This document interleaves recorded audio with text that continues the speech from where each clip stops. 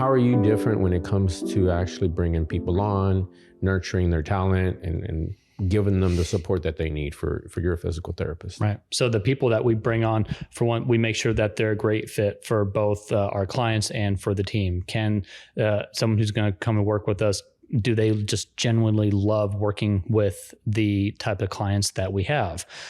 If their main focus is they love working with elite athletes, that may not be the best fit for us at this time. Do they love people working with people who are 70 to 95? Do they love working with people who have neurological disorders, or who struggle with chronic pain and things like that? Do they have the right temperament? And also, do they have the good foundation of communication on the front end? Because communication is a large part of it. A large challenge in healthcare is the lack of communication or effective communication from the office to the patient or client. And so that's another thing we focus on is the communication, both at the, say, quote unquote front desk to our clients, but also the healthcare providers who provide the service, provide the outcome.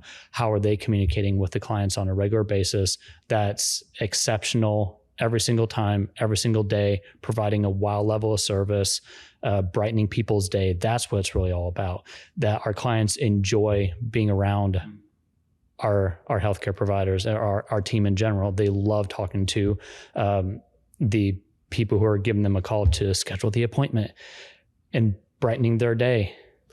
That communication from the first point of contact is, I found, incredibly important. Because in my background, I used to be in the grocery business. Right.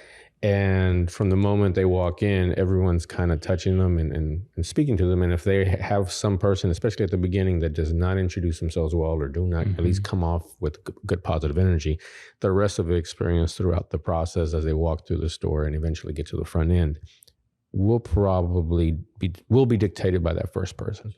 And communication, you're talking to people that are hurting. You're talking to people that are needing your help right now.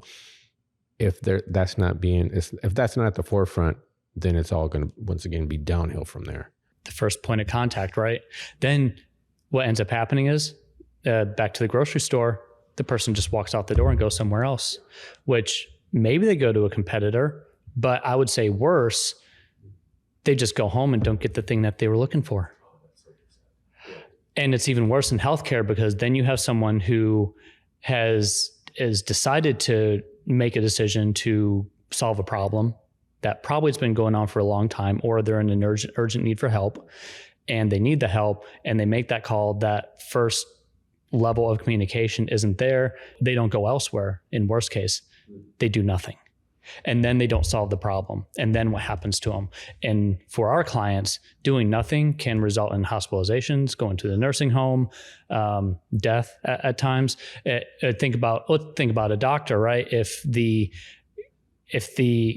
front desk person in a doctor's office is not fielding calls correctly or not communicating with people, and the patients or clients cannot get through, then some serious consequences can happen. And physical therapy, while oftentimes isn't always as life-threatening, it can be, or the person, a fall can be life-threatening.